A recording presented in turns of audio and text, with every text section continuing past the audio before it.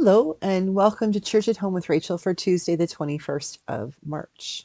I do believe it's the first day of spring. That's awesome.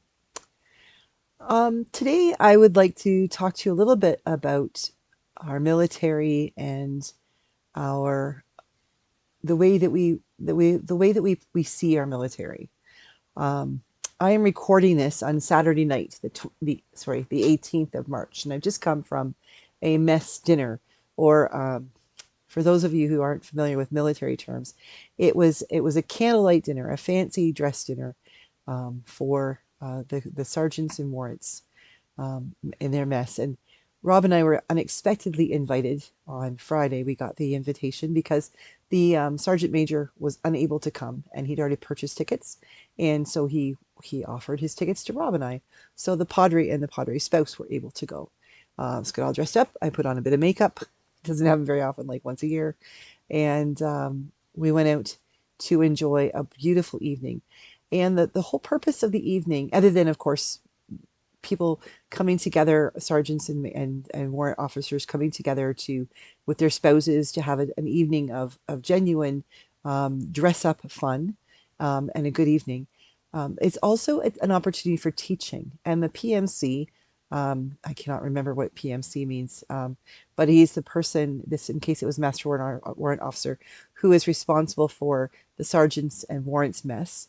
Um, took this as an opportunity for teaching, to teach those sergeants and warrants and master warrant officers um, what a mess dinner is and how it works, so that they can then teach their non-commissioned members, their privates and corporals and master corporals. Those are the ranks we have in the Canadian Armed Forces, that they can teach them how do you do things.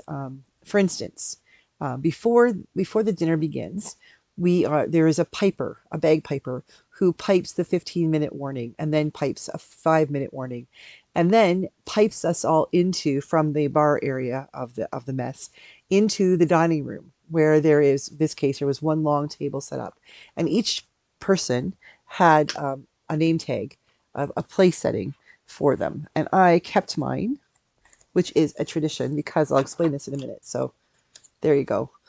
Lieutenant Commander Parker's spouse. That was me for the evening. Sorry, guest. His guest for the evening. And that sits on the table where you're going to sit. And most people hide theirs, because what happens at a mess dinner is, if you leave your card on the table, someone else can steal it, and they can write something in it. They can give it to the PMC, who then shares whatever the note might be. For instance, it might say, if somebody stole the Padres, they could say, Padre was eating with his mouth open, chewing with his mouth open. Well, he never does that, but so that's why I use that. And then that would be read out for everyone in the mess to hear, and mess to hear, and then the Padre would have to tell a story or sing a song. It's just a lighthearted way of building community.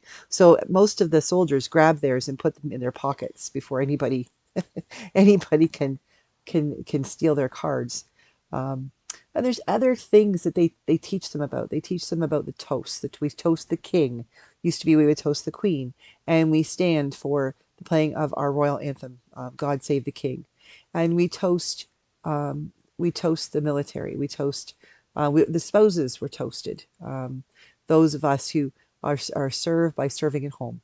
And we toast our fallen comrades, those men and women in uniform who have died serving their country. We take a moment to toast them as well. And then, of course, there's things like the way you pass the port, because before you do the toast, you have to have port. And with the Navy, if this is the table, the port goes on the table, and the bottle never leaves the table. So if you're sitting here, if this is the table, the port, when Rob, my husband, because he's Navy, when he went to port, the port took the port bottle in his left hand and his glass in his right, lowered it below the table, and tilted the bottle of port to fill up his glass and then mine. And then you slide it across the table, because the port bottle never leaves the table.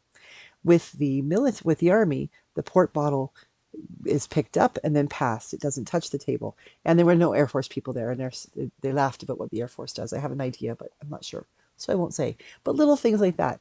When, for instance, the PPCLI, which I think is the Princess Patricia Light Infantry group, when they have a toast, they will say, like, to the Queen or to the King, and then they touch their glass to the table, and then they pick it up and they have a toast. It's a tradition that they have.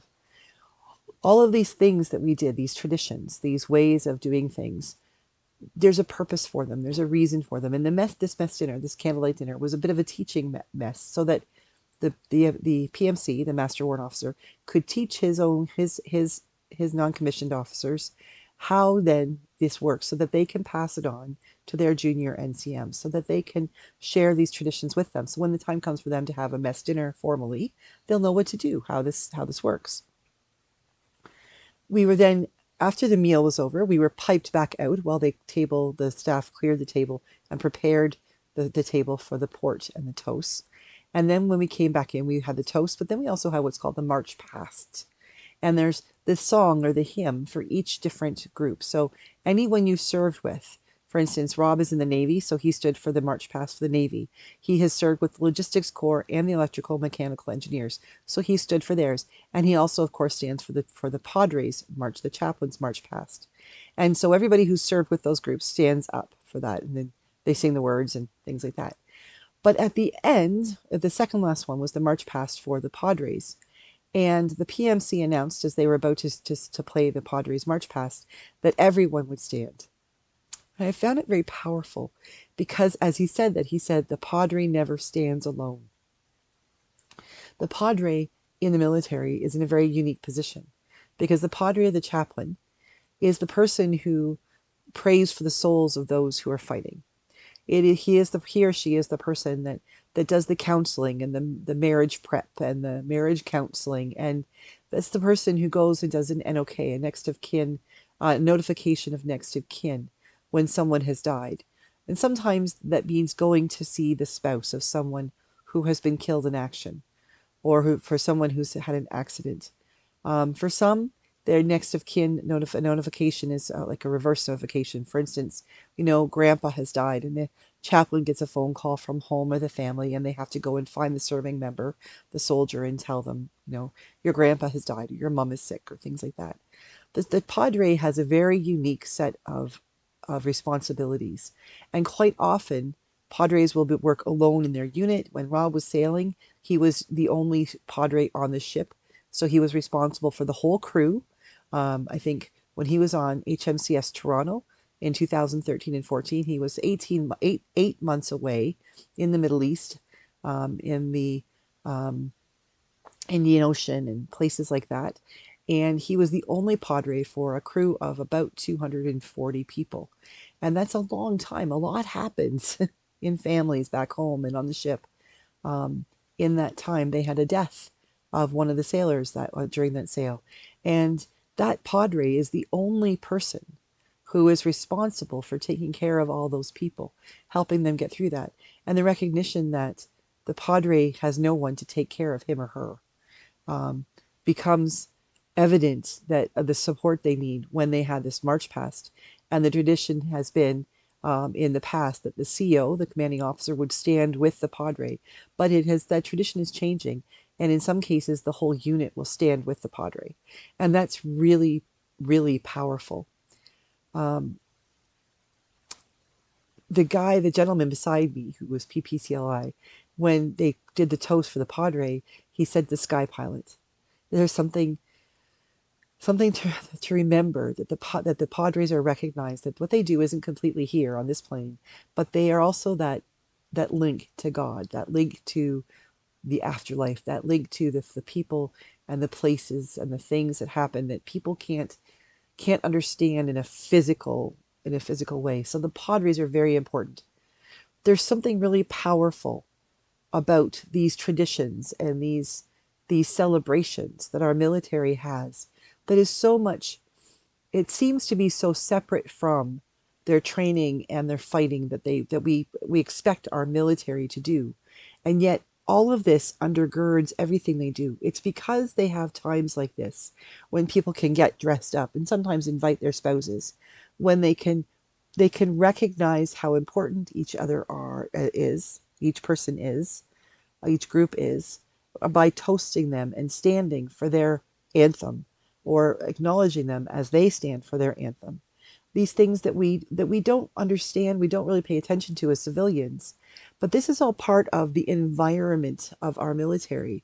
It isn't just that they're a standing force to be reckoned with and they protect our countries and they go overseas and they make sure that other people are safe.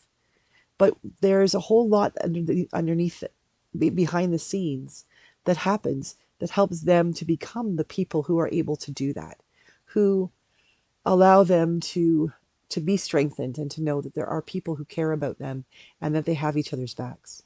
So, in appreciation of our military, today I'd just like to say thank you to our Canadian Armed Forces, to the American military in all of its forms, since there's so many people here from the States who watch, to our brothers and sisters in arms in Great Britain and in France and around the world, people who are right now prepared and ready to defend not only their own country, but democracy and people who can't fight for themselves.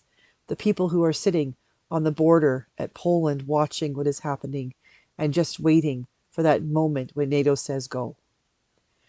Our men and women, our siblings in uniform, in whatever military it is, they need our prayers. They need to know that we stand for them when they are gone. That when we hear their march past, when we think about what they are doing, we think about their training, we think about who they are, that we will be proud of them and we will uphold them and encourage them and we will pray for them. Because if we didn't have our militaries, we wouldn't be here today. So God bless our children in uniform, our spouses in uniform, our parents in uniform, for the work that they do, the liability that they accept, for the sacrifices they make. And God bless their families, because the truth is the sacrifices that are made by our military members are made in different ways, but just as much by the families themselves. So God bless them all. May they be kept strong and safe. May they always come home to the ones they love. And for those who don't, may God bless and keep their souls. And to any of you who are military who are watching right now, thank you. Thank you for answering the call to serve. Have a great day, everybody. Have a great day. God bless. And I will see you again tomorrow for Church at Home with Rachael.